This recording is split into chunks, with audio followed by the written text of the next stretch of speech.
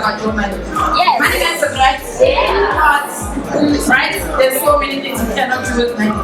But you know what the most dangerous thing with money is? If you don't know how to manage it. And today, we're coming here to learn. Okay? So we're going to open our ears and learn. Alright, so we're going to jump straight into our first panel. My name is Gmwsa. I'm a champion for financial literacy. I believe that if you have the advantage of knowing, you will make the right decisions. Right, so I'm going to introduce the first panel. We've got Karida that you just saw right now. He is one of the co-founders of Money Tree. So they are literally the guys who are going to make sure that the information about, entrepreneurship, money management, financial education, financial literacy reaches you guys. And then also Professor in Anthropology, Professor Nodia Malad. Can I give a round of applause for our first panel? We also have one more person who's a student leader. Tato is going to be joining this panel. He's just running a bit late. So when he does come through, guys, please just give him a bit of time to settle in, and then we're going to kickstart what we're talking about. So I think to start the conversation, maybe you guys can do just a young, the young kids say a young intro of who you are, what it is that you do quickly, and then we can jump straight into having a conversation. Hi everyone. My name is Karidas. I'm from a company called Banting Group. So yeah, I think if I had to describe myself, I'm an entrepreneur. So I was studying at the University of Cape Town. I think I started in 2013, and then in 2014, actually in 2013, I started my first business there.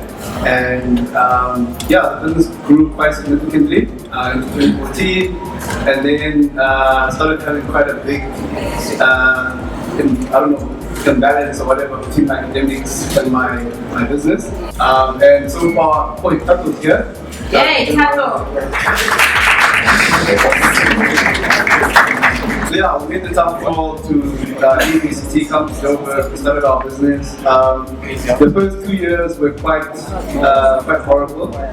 We weren't making any money for but we got a big sum of money. We got a big sum of money as an investment. I think it was about 300,000. I can assure you we blew 200,000 of that 300,000 in 1 month. So we did everything stupid that you can imagine. And post that splurging spree, we had a whole year of being broke. Literally, we're staying in this empty apartment in Kholofelo. The rent in that apartment was 11,000. So every month we had to borrow 11,000 just so we could keep staying in that place. We did a job for a government department. Actually, we had to pay them and put that money towards the job for a government department. And these guys took 14 months to pay us for that job. So that 14 months was probably the 14 months when we realized that actually entrepreneurship is something that we want to do. A year ago, we decided to start a new division of our business, which is called Kula. I'm not sure if you guys have heard about it, but we're working with quite a number of farmers around the city of Joburg, with the Northwest, and then a bit of Mpumalanga as well.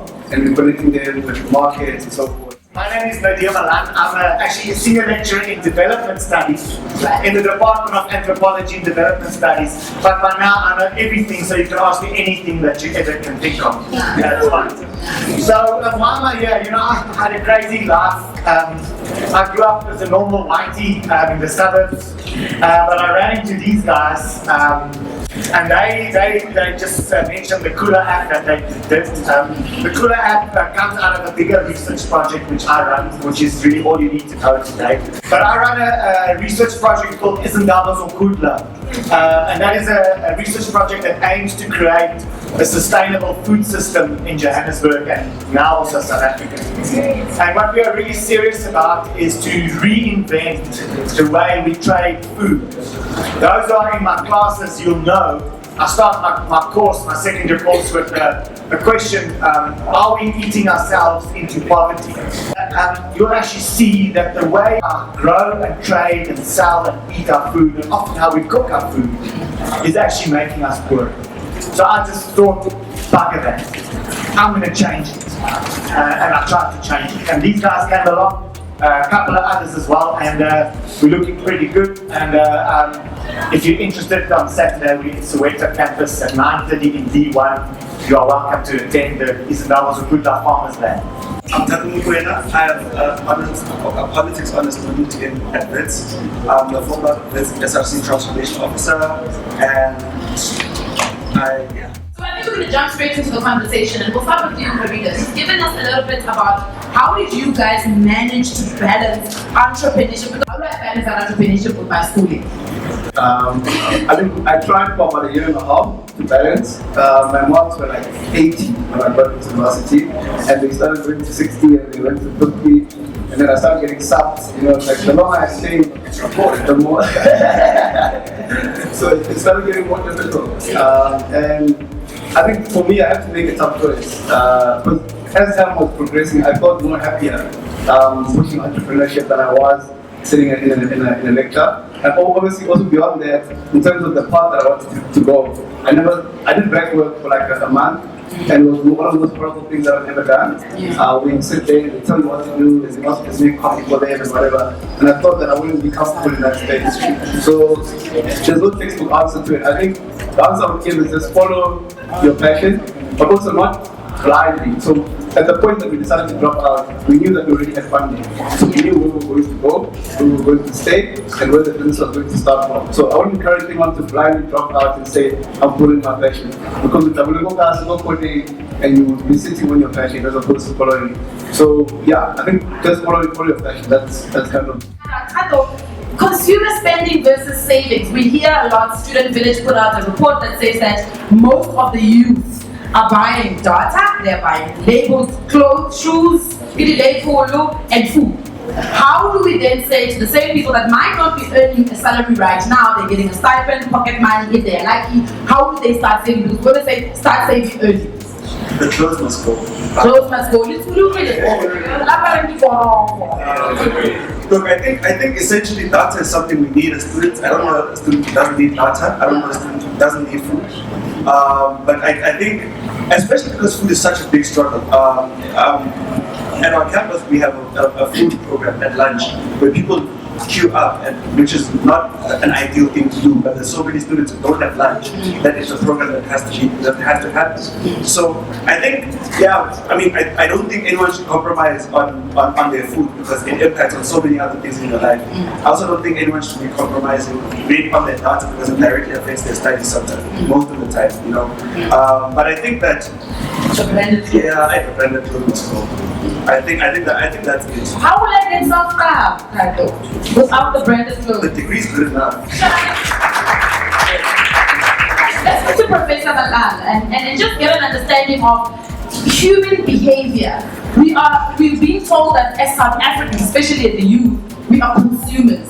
We're not creators, we're not inventors. How does that impact on us finding solutions, especially for our lack of financial literacy? Yeah, you know, if we follow the trends all the time, we are captured by them. And these trends are not great trends, like you just said, don't wear branded clothes. It's terrible because the same factory that makes the branded clothes makes the unbranded clothes. And I mean, you need to know this. But really think about it. It's important that you manage your own future and you understand what this world does. The world does one thing. It manufactures your needs for you. And if you don't know what's going on, you're going to be living your whole life in the matrix, locked up in that pot, and you'll never know what's going on. The unexamined life is not worth living.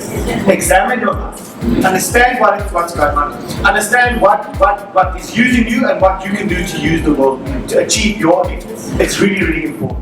What are some of the mistakes that you are picking up that the youth is making very frequently, sometimes without actually being conscious of it when it comes to money issues?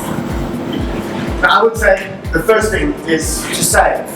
You know, your first paycheck is very important. You must remember you're only going to have your whole life something like 600 paychecks. That's not a lot. What I did with my first paycheck, I started saving. It was an old mutual retirement annuity at 150 Rand a month. That went up 10% every year, and it's now quite a sizable sum. Now I've got about 600,000 Rand saved. You know what? Let's wait for him. I'm going to have more money when I retire than now. But think about it. You don't want to have a social grant. It's 1,600 Rand a month. one of the big things that I see my friends suffering from is something we call Abantu team syndrome. I've got friends who just finished varsity. When in high school they were nerds, and in varsity they were nerds, and now they're making 30,000 a month or 35,000 a month. And they all do the same thing. They all go out, they get a Go 7. If you don't get a Go 7, it will be a variation of that, either a TSI or a Polo TCI. And everyone is parking that Go 7 behind their house. So everyone starts by buying the Go 7, they're still living in their mom's house, and they're parking that Go 7 behind their house. So I have to change my Nokia to pass out. I think we want a lot of things. We want big houses, we want wines, but not everything comes at the same time. You need to understand that, have a plan, that this is how I'm going to get my car, maybe 3 years from now, whenever. Have a solid plan that links into that. There's a lot of things that we want. I want the CC3, but I can't afford one now, but I've got a plan that says, okay, Charles, by this age, I need to be done with the CC3, but it needs to make sense. One of the first things is that we don't plan for our day-to-day spending, right? Which I don't do it now, so I'm saying it that we don't do it, not as if I do it, I don't do it now. I think one of the biggest problems. One of my friends who was supposed to be here and I'm replacing, right, started planning how he's going to eat, what he's going to eat, because he wanted to start a business, right? He wanted to be like, this is what I want to do. And I therefore can't afford to keep eating for 50 Rand every day and every lunch, because at the end of the month, I could have used this for the paper, for my printing, for my business. I could have used this for something that can generate an income, right? And I think that's one of the biggest things. Just planning your day-to-day eating follows into planning what you do with your savings, right? Because many people don't know how to save because they don't know how to budget, right? And I think that's the biggest thing that we don't do with however much we get, from 1,000 the business class allowance to 2,000 for whoever you get it, or your parents, or whatever. It's always spent without notice. A lot of us don't know where it goes, a lot of us don't know what it does, and a lot of us don't know where it ended 15 days before the end of the month.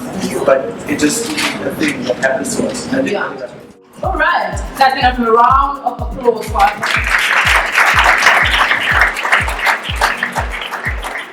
Move to the next panel discussion, and I'm glad that Mzate Thabo is here from Nedbank, because Thabo from Nedbank is here because at least he can give us a better understanding of it. Why financial education, especially in this country, seems like painful, like a song, like a sprained ankle. Nobody wants to actually talk about it. It seems as if sometimes financial institutions, they touch on it, and by Kholofelo, they touch on it. But we've seen quite great work done by Nedbank, the likes of Old Mutual, in terms of financial education. Alright, so we've got, guys, I'm going to tell you, when I first met this man, I was blown away by the amount of education. But not just education, the passion.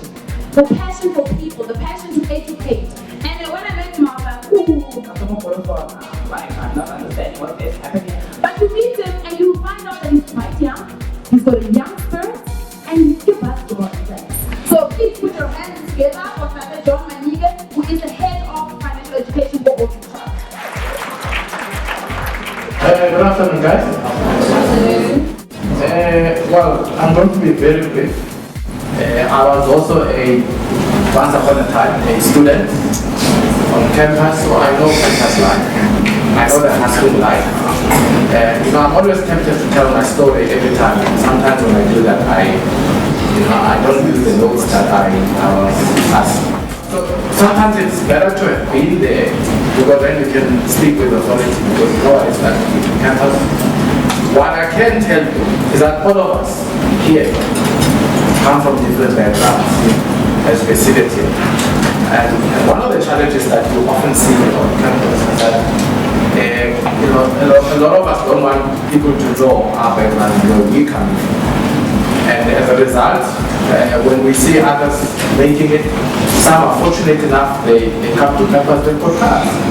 And you know you come from a village. You own a car at home in the village.